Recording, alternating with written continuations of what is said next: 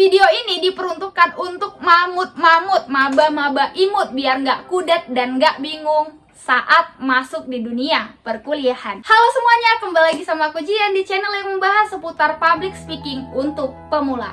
Di video kali ini sesuai dengan judul, Kak, apa sih yang harus dipersiapkan maba pertama kali masuk ke universitas? Biasanya sih maba pada bingung-bingung ya. Jujur aku udah 2 kali jadi maba dan aku ngalamin hal itu. Pertama kali ketika aku jadi maba, aku bingung harus ngapain dan aku shock, aku panik, aku nggak tahu nih harus ngapain di lingkungan yang baru yang berbeda banget dengan lingkungan sekolahan aku dulu. Dan ketika aku menjadi maba kedua, aku udah tahu apa yang harus aku lakukan karena aku udah ngalamin ketika aku menjadi maba pertama yang pikirannya masih abu-abu, nggak tahu harus ngapain sama sekali. Nah, di video kali ini aku bakal berbagi tips itu karena ada yang komen, Kak, apa sih yang harus kita persiapkan, Kak, jadi maba? Nah, di share tips kali ini, sharing dan berbagi tips, aku bakal kasih tips apa yang harus dilakukan seorang maba supaya nggak culture shock. Sebelum masuk ke videonya, kalian yang belum subscribe, silahkan subscribe dulu di bawah. Share video ini ke teman-teman kalian yang bakal memasuki dunia perkuliahan. Kalau gitu kita langsung aja masuk ke tipsnya. Tips yang pertama, jadi maba harus ngapain, Kak? Yang pertama nih, harus kasih first impression. First impression itu apa, Kak? First impression itu kesan yang baik. Kasihlah kesan yang baik pada saat kita berjumpa dengan orang-orang yang kita jumpai di perkuliahan. Kesan yang baik sama teman-teman kalian, sama dosen kalian. Hal ini diperuntukkan untuk 2 ya. Walaupun di dunia perkuliahan nanti kita banyak menemukan orang dari berbagai profesi, tapi di sini kita peruntukkan untuk teman dan untuk dosen. Wajib untuk memberikan kesan pertama yang baik.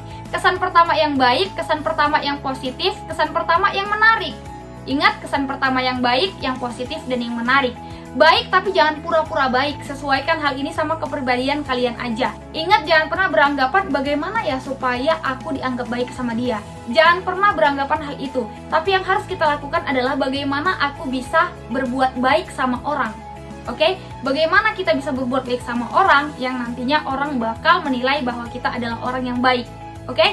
Gak perlu tunjukin dan gak perlu berusaha agar orang menganggap bahwa diri kita baik, tapi tetaplah jalani hidup ini dengan porsi dan sikap yang baik ya. Jangan dibuat-buat, jangan pura-pura baik, dan jangan terlalu berlebihan. Oke? Segala sesuatu itu nggak baik kalau berlebihan. Nah, yang kedua, kita harus kasih impresi yang baik sama dosen kita. Impresi yang baik sama dosen dilakukan saat apa, Kak?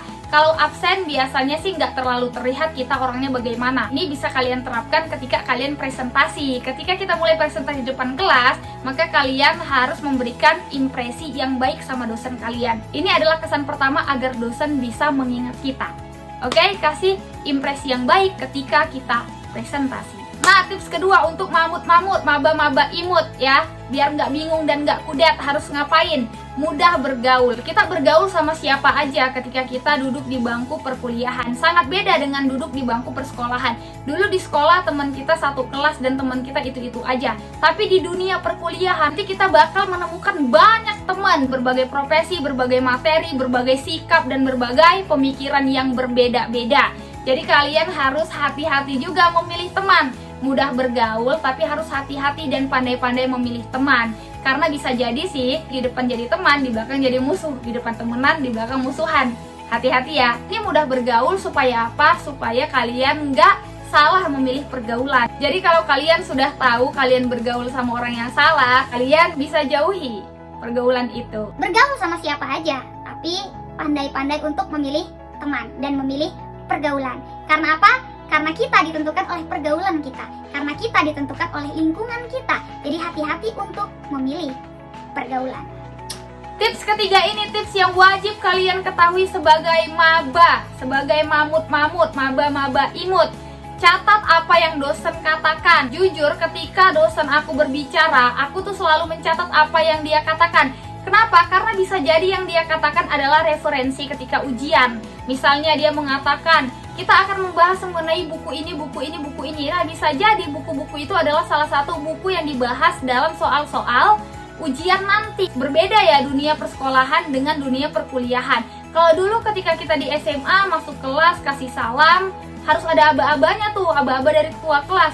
masuk kelas, kasih salam sama guru, terus buka buku. Nah, kalau di perkuliahan beda, dosen masuk, dosen bisa aja langsung assalamualaikum, terus langsung kasih bahan, terus langsung cerita yang kita tuh nggak tahu sebenarnya ceritanya cerita apa. Tapi sebenarnya apa yang dia katakan, apa yang dia sampaikan itu adalah bahan materi kita. Jadi ketika kalian duduk di perkuliahan, terus kalian lihat ini dosennya kenapa nggak ada nyuruh buka buku, please kalau kalian mau buka buku, bukalah, karena dosen kalian gak bakal nyuruh kalian. Kecuali emang ada sih dosen yang bilang buka bukunya, kayak guru dulu, tau gak sih? Buka bukunya halaman segini. Tapi di dunia perkuliahan jarang sekali kita menemukan dosen yang seperti itu. Karena dunia perkuliahan bukan seperti itu lagi. Bukan disuruh-suruh, bukan diperintah-perintah, bukan didikte lagi kita. Buatlah apa yang mau kita buat. Tapi ingat, tetap buat yang baik, tetap buat yang sesuai dengan kode etik lah sebagai mahasiswa. Oke, mahasiswa itu ada kode etiknya juga loh. Terus kalian bingung, ya gila apa sih kode etik mahasiswa? Maksudnya itu ya kalian sama dosen baik-baik, itu kode etiknya ya.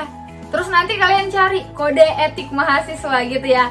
Mahasiswa ada kode etiknya, tapi maksud aku kode etik itu kita dulu siswa, masuk di dunia perkuliahan jadi mahasiswa.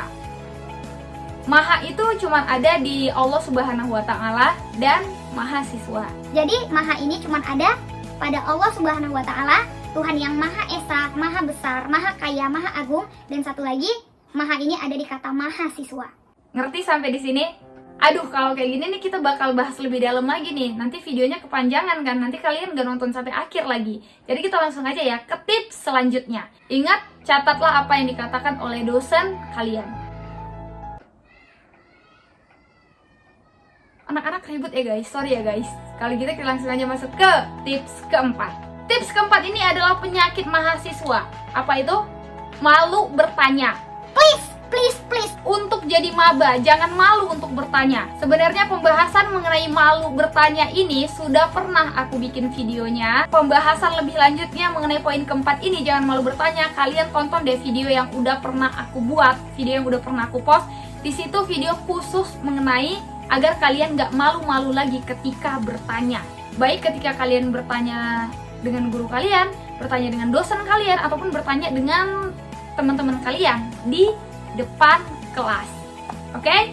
Nah, ini 4 tips dari aku agar kalian jadi maba-maba imut yang gak bingung dan gak kudet lagi ketika kalian berhadapan di lingkungan yang baru ya, yang dulunya di sekolahan, sekarang di perkuliahan. Yang dulunya siswa, sekarang mahasiswa. Yang dulunya nggak ngerti apa-apa, sekarang harus terbiasa untuk mandiri. Nah, kalau gitu sekian video dari aku mengenai tips untuk para mamut-mamut. Selamat menjalankan dunia perkuliahan, selamat duduk di bangku perkuliahan, nikmati proses perkuliahan, dan aku saranin deh sama kalian, pandai-pandai memilih teman. Itu tips penting tuh dari aku. Garis bawahi, pandai-pandai memilih teman, oke? Karena nanti kita bakal menemukan banyak teman yang dengan sifat-sifat dan pemikiran yang sangat-sangat berbeda.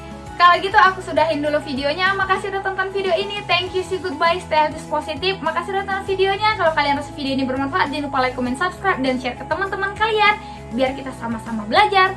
So, kalau gitu aku undur diri. Kita jumpa lagi di video selanjutnya. Bye-bye.